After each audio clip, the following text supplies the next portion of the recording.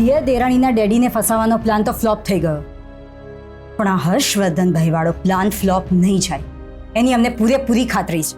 કેવી રીતે? કારણ કે આપણે શું કરવા જઈ રહ્યા છીએ એનો કોઈને અણસાર પણ નહીં આવે. અમને પણ એવું જ લાગે છે. હા, પેલા જેટલા પણ પ્લાન બનાવેલા ને એ બધા પ્લાનમાં કઈ ને કઈ ખામી રહી ગઈ હતી. પણ આ પ્લાન અમે બનાવ્યો છે. ના એટલે આ બધા દાવપેચ અમે તમારી પાસેથી તો શીખ્યા છે, એટલે આ પ્લાન પણ તમારો જ છે. હર્ષવર્ધનસિંહને અમારે આ ચૂંટણીમાં હારતા જોવા છે અને તમને જીતતા. જો હર્ષવર્ધનસિંહ આ ચૂંટણીમાં જીતી જશે ને તો ગામમાં ખેડૂતોનું રાજ આવશે, અમારી પ્રતિષ્ઠા ધૂળમાં મળી જશે અને અમારો ધિરાણનો ધંધો ઠપ થઈ જશે એ અલગ. એટલે હર્ષવર્ધનસિંહ આ ચૂંટણીમાં કોઈ પણ ભોગે હારવા જ જોઈએ. હારશે જ. અમે એમને હરાવીશું તમારી મદદથી.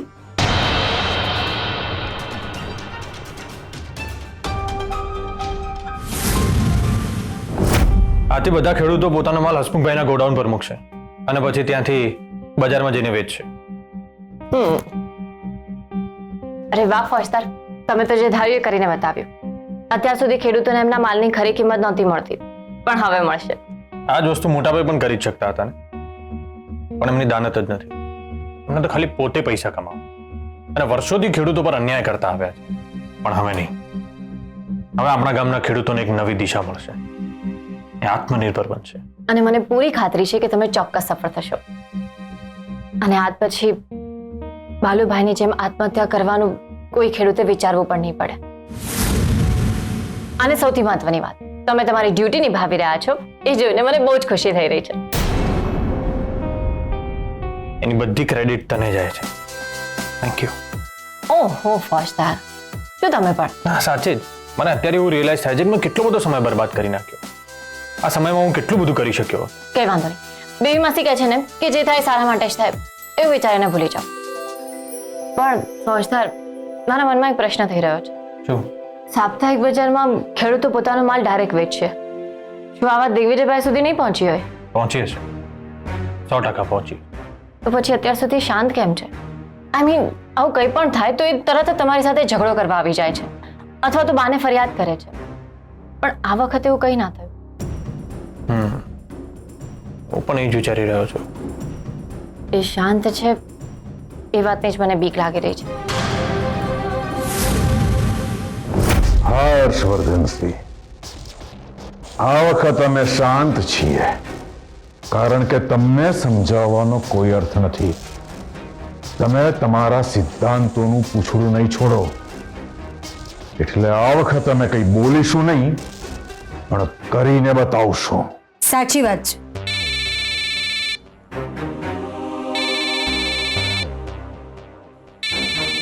તમારા જાસૂસનો ફોન છે, સ્પીકર પર મૂકો.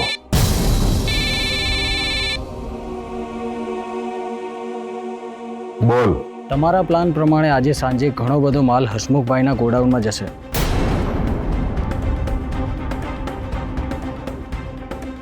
અત્યારે હું 2-3 ખેડૂતનો માલ ટેમ્પોમાં ભરાવવા માટે આવ્યો છું.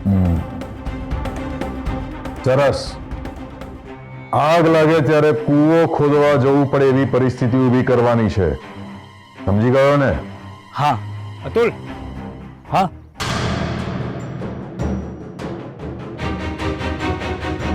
કોનો? હર્ષવર્ધનભાઈનો ફોન હતો? ના ના, આ તો પેલા જસુભાઈનો માલ લેવાનો છે ને, એટલે એમનો ફોન આવ્યો હતો. બરાબર છે. તો તું ડ્રાઈવરને કહી દેજે કે જે 2 જગ્યાએથી માલ ભરવાનો છે અને પછી ગોડાઉન પહોંચવાનું છે. બરાબર? હું ત્યાર સુધી હર્ષવર્ધનભાઈ જોડે વાત કરું છું. સારું સર. હા.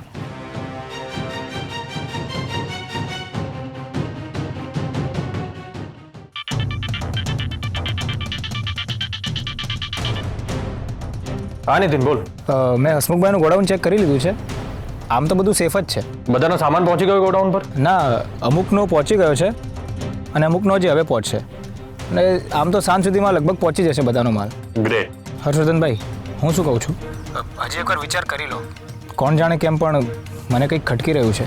નીતિન, તું ખોટું ટેન્શન લઈ રહ્યો છે. પણ ભાઈ તમે દિગ્વિજયભાઈને તો સારી રીતે ઓળખો જ છો ને. નીતિન, મેં તને પહેલા પણ કહ્યું છે ને કે મોટા ભાઈનું ટેન્શન લેવાની જરૂર નથી. એ આપણું કંઈ નહીં બગાડી શકે. ઓકે? અને તમે લોકો એકવાર ગોડાઉન પર પહોંચી જાઓ ને એટલે મને ફોન કરીને ઇન્ફોર્મ કરી દેજો. હું ખેતર પર હોઈશ તો ત્યાંથી સીધો ગોડાઉન પર આવી જઈશ. ઓકે? ઠીક છે.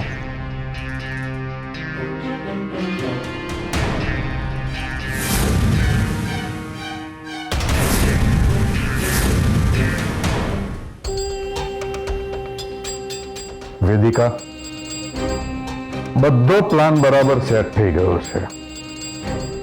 હવે આની બધી જવાબદારી અમે તમને સોંપીએ છીએ.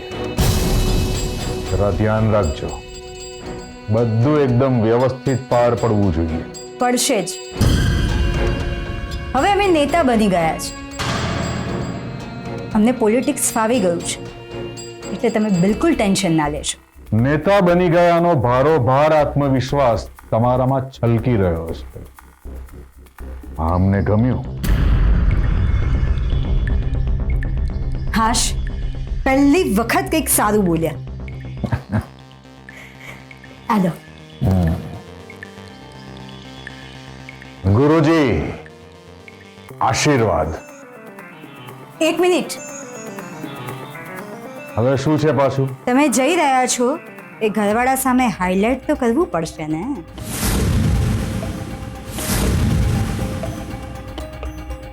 કેવી રીતે કરશો?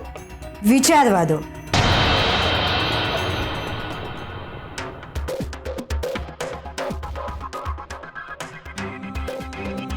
જુઓ જુઓ, અમારી વાત તો સાંભળો.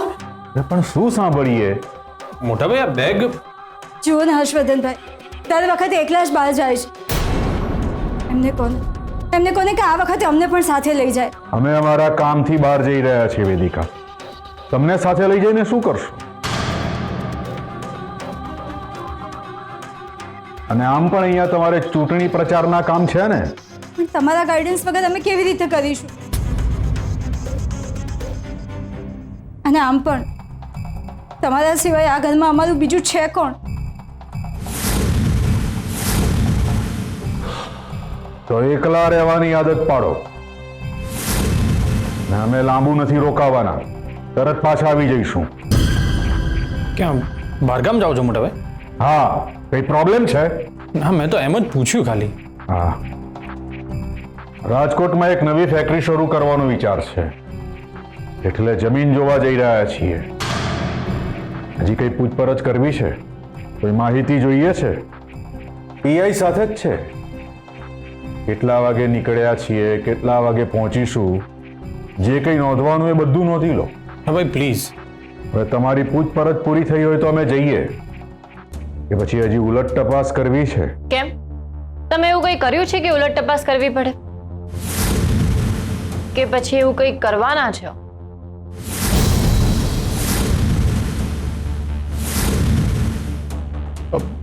રિલેક્સ મોટા ભાઈ, રિલેક્સ કિશન. મોટા ભાઈ, હેપી જર્ની. બા અને બેબી માસીનું ધ્યાન રાખજો.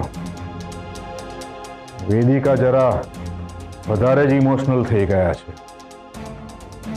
એમને સાચવી લેજો.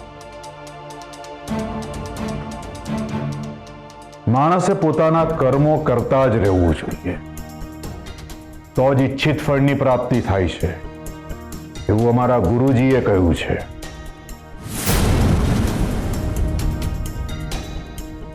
એટલે તમે પણ તમારું કર્મ કરજો, સમજ્યા? ને આંખમાં આંસુ નહીં, આગ જોઈએ, આગ.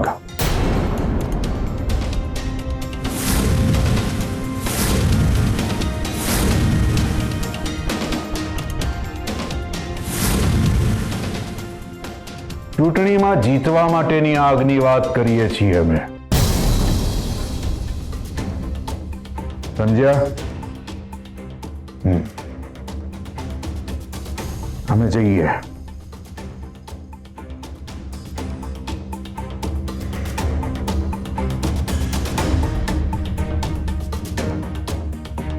ચાલો.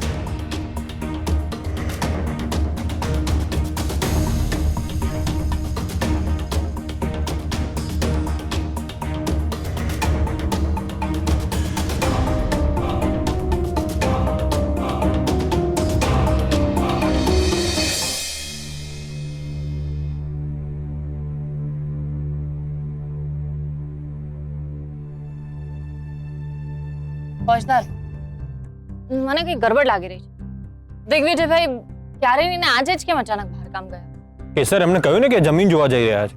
અરે હા પણ એ કેસર એ એમના કામથી ગયા છે, હવે આપણે આપણા કામે જઈએ. તું કોઈ પણ જાતના ડાઉટ રાખ્યા વગર ડ્યુટી પર જા, ઓકે? અને હું મારા કામે જાઉં. જય સોમનાથ. જય સોમનાથ.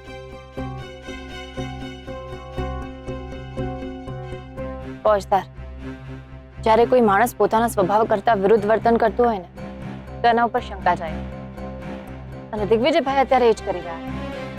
ડેફિનેટલી કંઈક તો રંધાઈ રહ્યું છે.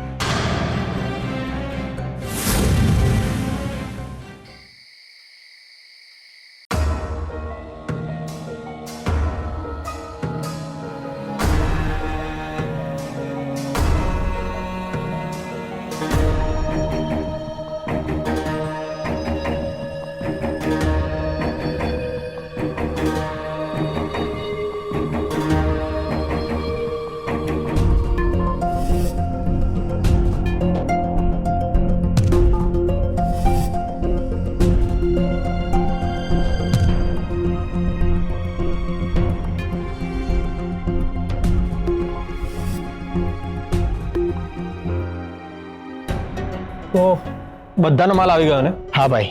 અને જેનો માલ છે એ બધાને સમજાવી દીધું? હા ભાઈ. ગુડ. જો આપણે લોકોએ સફળતાનું પહેલું પગલું પાર કરી લીધું છે. હવે કાલે માર્કેટમાં જઈને આપણે આપણો માલ વેચવાનો છે. અને સી નીતિ કોઈ પ્રોબ્લેમ ના આવ્યો ને? તું નકામું ટેન્શન લેતો હતો. અને અતુલ ક્યાં છે? એ કહેતો ને કે એની બધી જવાબદારી ઉપાડવાનો છે, તો ક્યાં છે? હા રે ભાઈ, આ હું માલની ગણતરી કરી રહ્યો હતો. અતુલ તું બહુ મહેનતું છે. હા હવે જો તે કહ્યું હતું ને એટલે અહીંની બધી જ જવાબદારી તને સોંપું છું. રાત્રે તારે અહીંયા રોકાવાનો છે. હા ભાઈ.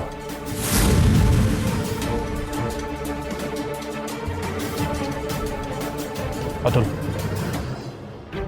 તારે ખાલી ખેડૂતોના પાકનું રક્ષણ નથી કરવાનું, પણ એમના સપનાઓનું પણ રક્ષણ કરવાનું. આવશે ને? હા હા બિલકુલ આવશે, તમે જરાય ચિંતા ના કરશો. અતુલ, બહુ મોટી જવાબદારી છે હા તારા પર. અને અમને તારી ઉપર પૂરેપૂરો વિશ્વાસ છે. અને હું એમાં ખરો ઉતરીશ. મારા તરફથી તમને કોઈ જ ફરિયાદ નહીં આવે. ગુડ. તે તારા ઘરે કહી દીધું છે ને? હા હા કહી દીધું છે. ઓકે સાચવજે. ચાલો.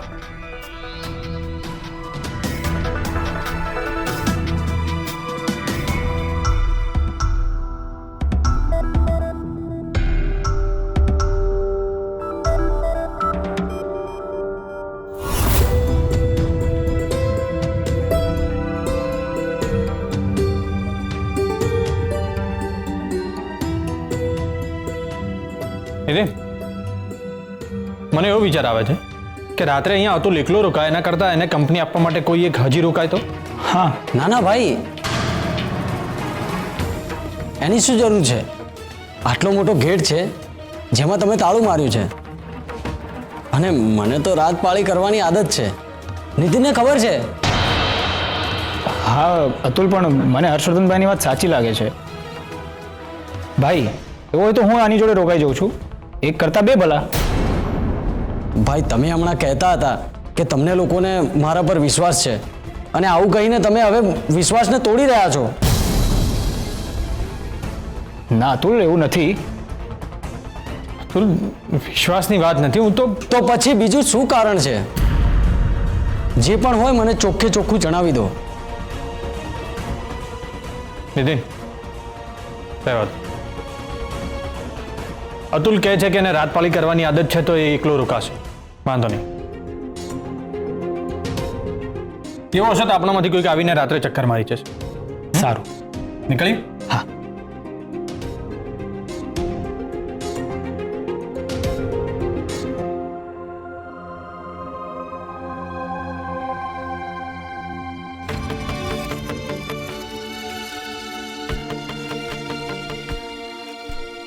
અતુલ આજે અંદર પાક છે ને એ કાલે માર્કેટ પહોંચવો જ જોઈએ. પહોંચશે ને? હા બિલકુલ પહોંચશે. Okay take care. અને કંઈ પણ પ્રોબ્લેમ હોય તો મને ફોન કરી દેજો.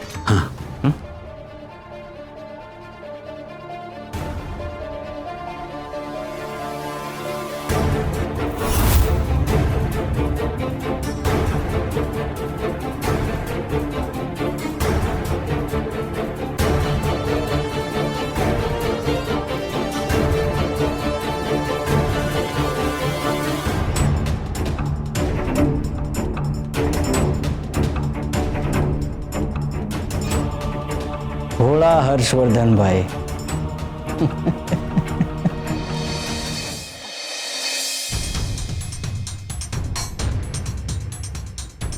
હર્ષવર્ધનભાઈ હજી સુધી આવ્યા કેમ નહીં? બોલે ફોન કર્યો હતો કે ગોડાઉન પાછા જવાના છે.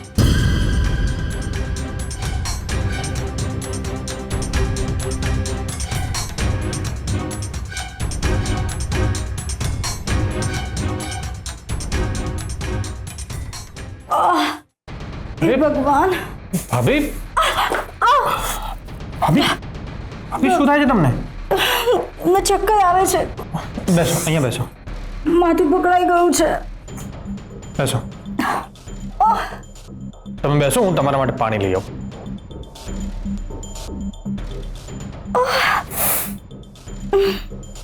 લો ભાભી, પાણી પીઓ.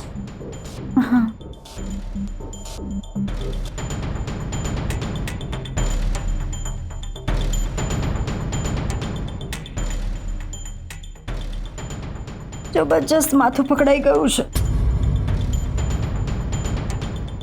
તમે આવી ગયા કે પછી પાછા જવાના છો? આવ્યો છું, પણ થોડી વારમાં પાછો જઈશ. હવે આટલી રાતે તમે પાછા જશો? મારે એક કામથી જવાનું. ભાભી તમે પેઇન કિલર લીધી? ના, અમે પેઇન કિલર નથી લેતા. શું છે કે અમને ચૂંટણીનું ટેન્શન થઈ રહ્યું છે. રોજ સભામાં ભાષણ આપવા, લોકો સાથે વાતો કરવી, સ્ટ્રેસ બહુ જ વધી ગયું છે. ભાભી, પોતાના કામનો એટલો બધો પણ સ્ટ્રેસ નહીં લેવાનો કે તબિયત પર અસર પડે. સાચી વાત છે તમારી. અમે મમ્મીને ત્યાં જતા રહ્યા હોત, પણ આ બેબી માસી એકલા છે તો એમને એકલા મૂકીને ક્યાં જઈએ? અને આમ પણ અમારા ડિયર દેરાણીનો તો ઘરમાં પગ ટકતો જ નથી. ના, એટલે એમની ડ્યુટી એવી છે કે બદલાતી રહેતી હોય છે. એ 24 કલાક ઘરમાં નથી રહી શકતા ને. વાંધો નહીં, અમે એકલા ડૉક્ટર પાસે જઈ આવીશું, તમે ચિંતા ના કરો. અરે ભાભી, તમારે એકલા જવાની જરૂર નથી. તમે જાઓ અને રસ્તામાં કંઈક થઈ ગયું તો હું તમને ડૉક્ટર પાસે લઈ જઈશ. એન્ડ ડોન્ટ વરી, તમને નોર્મલ એસિડિટી જશે, બીજું કંઈ નહીં હોય. હા, અમને પણ એવું જ લાગે છે. અને ઉપરથી તમારા ભાઈ પણ ઘરે નથી. તો શું થયું ભાભી, હું છું ને. પણ તમારે તો અત્યારે બહાર જવાનું છે ને? તમે તમારું કામ પતાવો, અમારું જે થવાનું હશે એ થશે. ભાભી, આવું ના બોલો પ્લીઝ. યાર, ફેમિલી. અને મોટા ભાઈએ મને તમારી કેર લેવાનું કહ્યું છે, એટલે હું તમને એકલા તો નહીં જ જવા દઉં. ચાલો, ઊભા થાઓ. અરે પણ ભાભી, તમારી તબિયત કરતાં કોઈ કામ ઇમ્પોર્ટન્ટ નથી. ચાલો, ઊભા થાઓ. ઠીક છે, હવે તમે તમારા બધા જ કામ પડતા મૂકીને અમને ડૉક્ટર પાસે લઈ જવાનું કહો છો તો અમે ના નહીં પાડીએ. અમે બેબી માસીને જરા કહીને આવીએ. અરે અરે ભાભી, બેસો બેસો બેસો. તમે બેસો, હું બેબી માસીને કહી દઉં છું.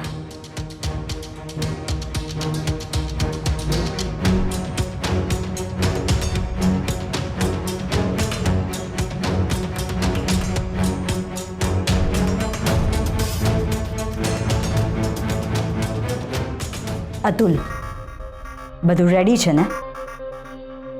કોઈ ગડબડ ના થવી જોઈએ.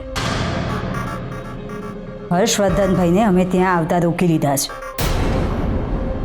આગ એવી લાગવી જોઈએ કે એક પણ દાણો બચવો ના જોઈએ.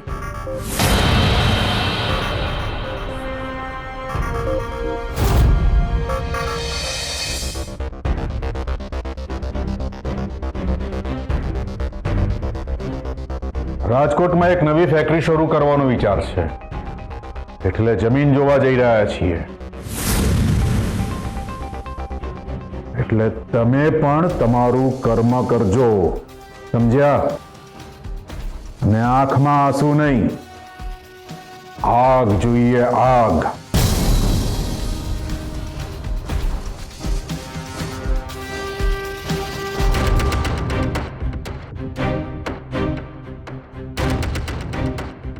ચલો મેડમ, હું ગુડાડો, ચા પી લો. Thank you Bhupatbhai. મને ખરેખર આજે ચાની બહુ જરૂર હતી. મને ખબર છે મેડમ. ખોટું ના લગાડવાના હોય તો એક વાત પૂછું? અરે ભૂપતભાઈ, મેં ક્યારે તમારી વાતનું ખોટું લગાડ્યું છે? હું આવ્યો ત્યારે તમે બહુ જ ઊંડા વિચારમાં હતા. શું થયું છે?